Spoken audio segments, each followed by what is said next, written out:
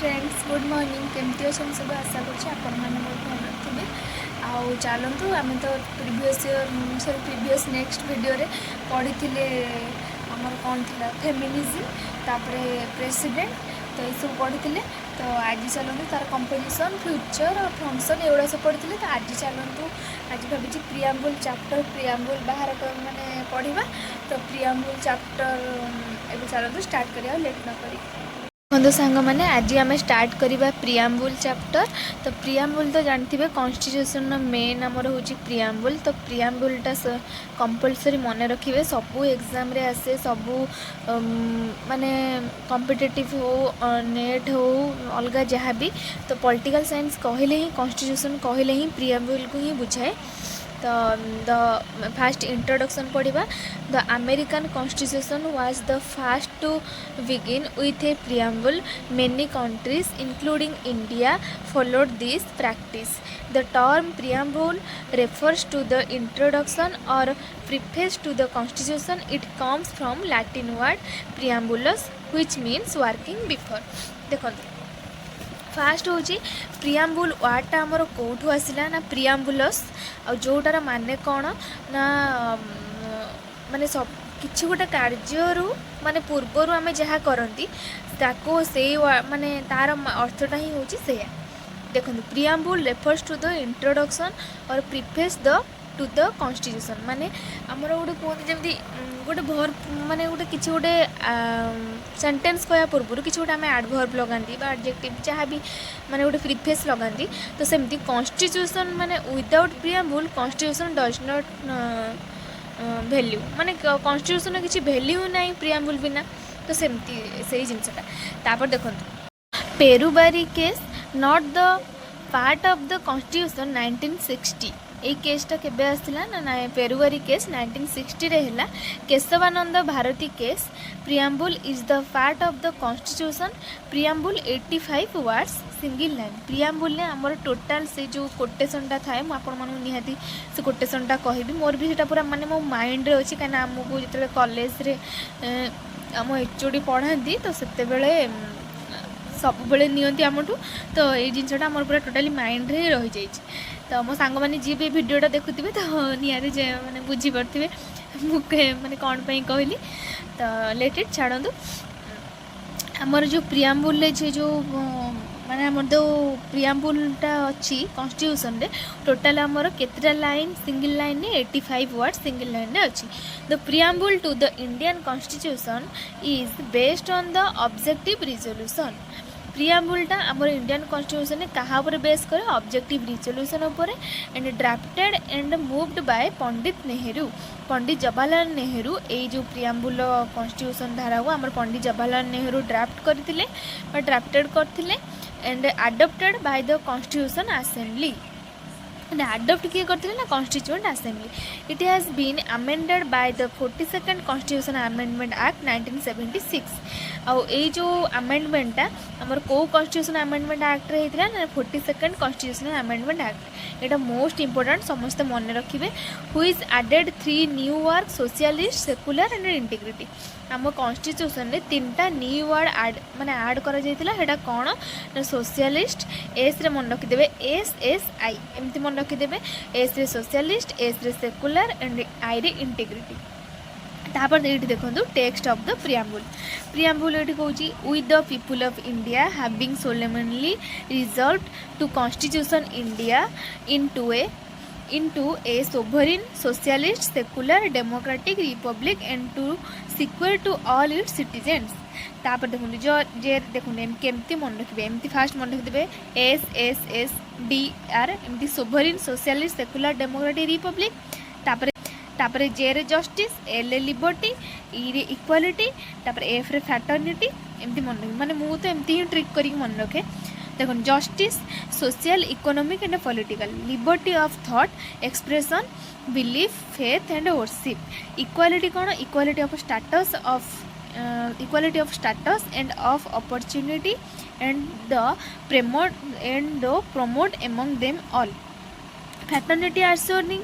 assuring the dignity of the individual and the unity of integrity of the nation in our constituent assembly this 26th day of November 1949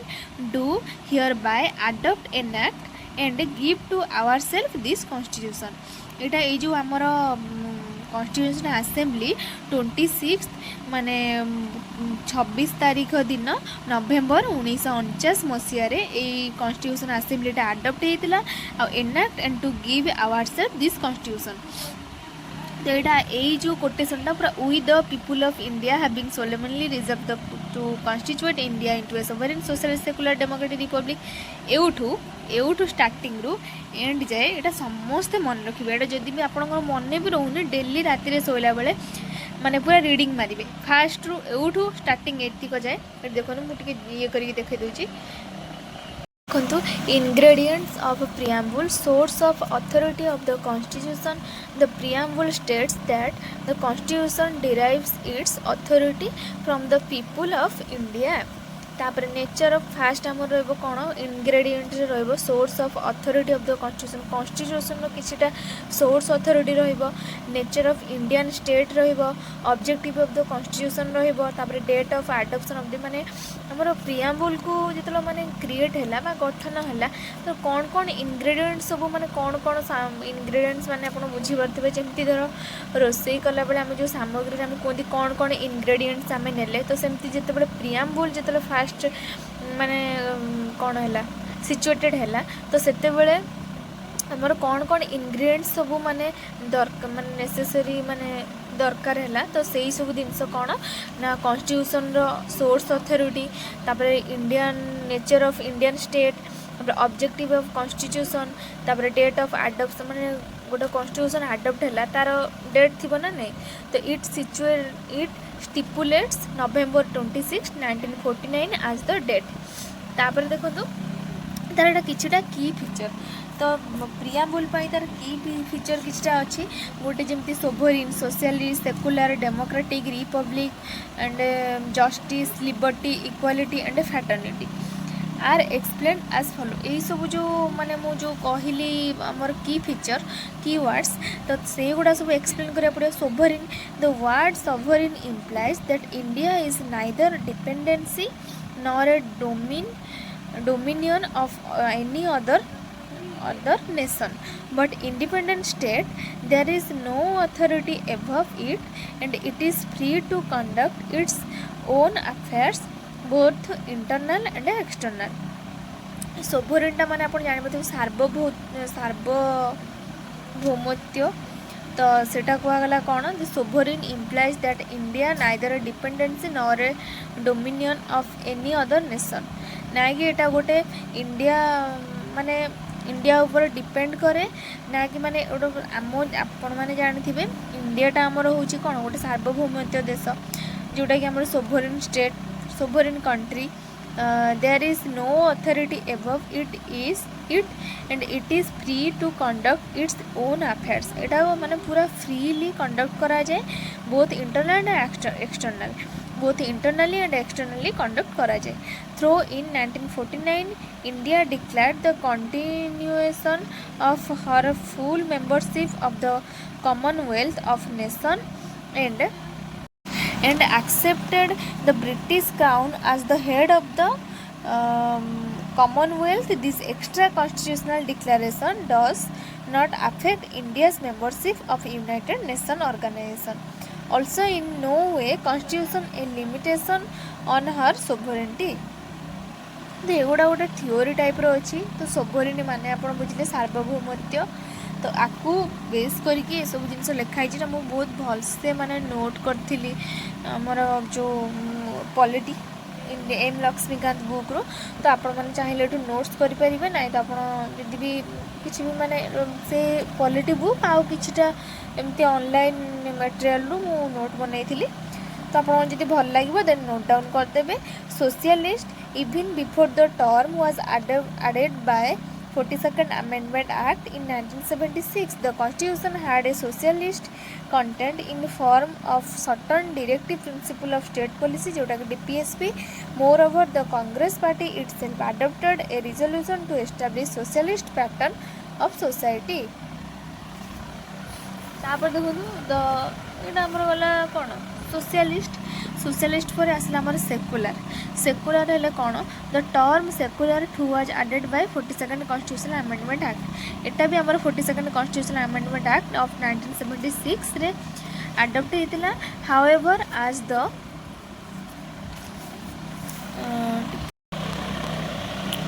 देखो secular the term secular too was added by the 42nd constitutional amendment act. And although the words secular state were not expressly mentioned in the constitution, there can be no doubt that constitution makers wanted to establish such a state, and accordingly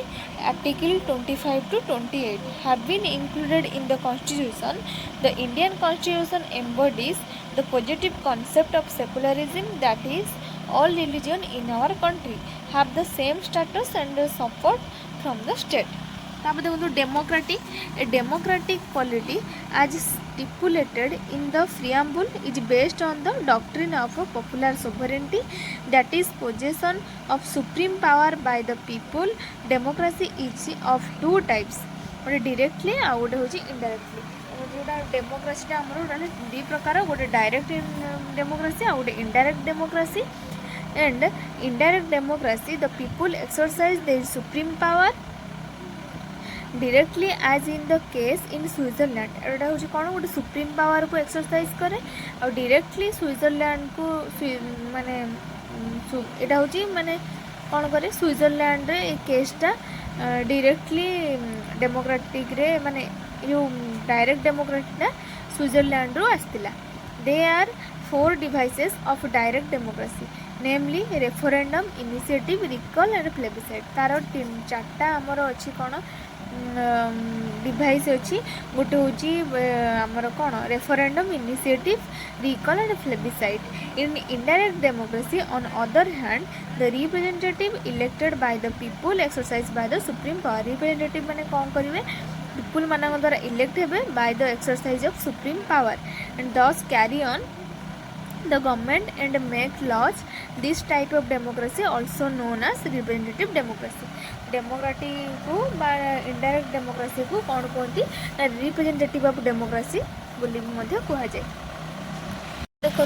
ना Republic a democratic polity can be classified into 2 categories, monarchy and republic. In a monarchy, the head of the state enjoys a hereditary position, that is, he comes into office through succession, that is, written. In a republic, on the other hand, the head of the state is always elected directly and indirectly for a fixed period, that is USA. Republic आमर कौन करे fixed करे directly और indirectly elected को माने हेबे को state nominate माने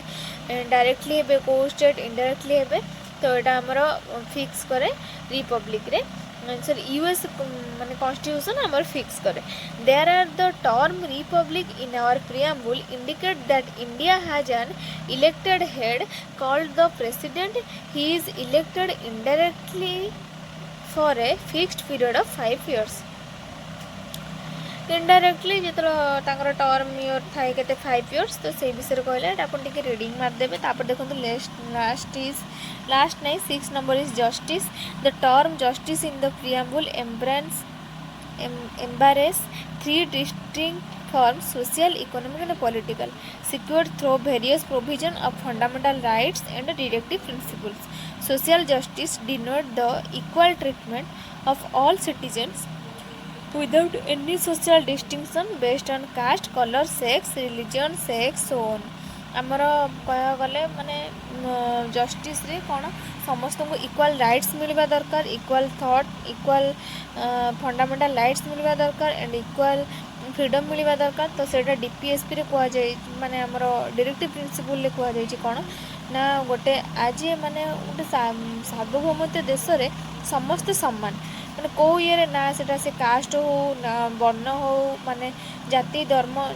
धर्म वर्ण निर्विशेष समस्त होती सम्मान. यहाँ आम कन्स्टिट्यूशन भी लिखाई तो यहाँ गोटे माने आर्टिकल भी माने मेंशन अच्छी तापरे गवर्नमेंट भी आपको अप्रूव करुच्ची कि हाईकोर्ट रे भी माने अप्रूव अच्छी कि समस्त पाखे सामान गोटे मेन हो कि वुमेन हो समस्त पाखे राइट्स थिबा दरकार फ्रीडम थिबा दरकार से वर्ण निर्विशेष माने हमर कला गोरा हो कि जाति वर्ण भेद सबू जाक माने सबू जिनस को लेकिन सी किंतु ताकू सम्मान अधिकार मिलवा दरकार सबुथिरे सबू सम्मान होतिबा दरकार। तापर last one is equality liberty कहला the term liberty means the absence of restrictions on the activities of individual and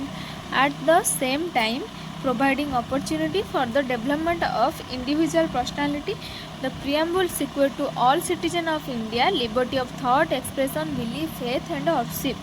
through their fundamental rights, enforceable in court of law in case of violation. Liberty कहगला liberty माने होची अधिकार जोटा कि हमारा liberty of thought expression belief faith and worship से कहला निजर आम गोटे अपरच्युनिटी मिलला बा किसी गोटे डेभलप माने इंडिविजुअल माने निजर पर्सनालिटी डेभलप करने तो आमको माने निजर माने गोटे मनीष को गोटे मौलिक अधिकार दरकार ना नहीं ता निजर किसी गोटा सब जिनस माने जमी गोटे झील छुआटे तू बाहर को जीवनी तू एमती dress पिंधुनी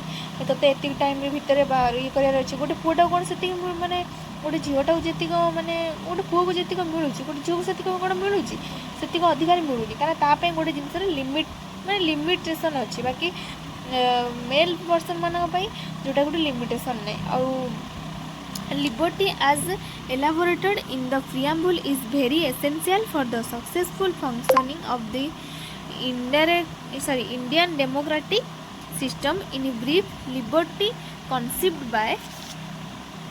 the preamble or fundamental right is not absolute but qualified. The idea of liberty, equality and fraternity in our preamble have been taken from the French Revolution. आमर जो लिबर्टी कॉन्सेप्टा कौटू आसला ना फ्रेंच रिवोल्यूशन रू modify होगी आसला जोटा preamble ने 1789 to 1799. तापर last one is equality the term equality means the absence of special privileges to any section of the society and provision of adequate opportunity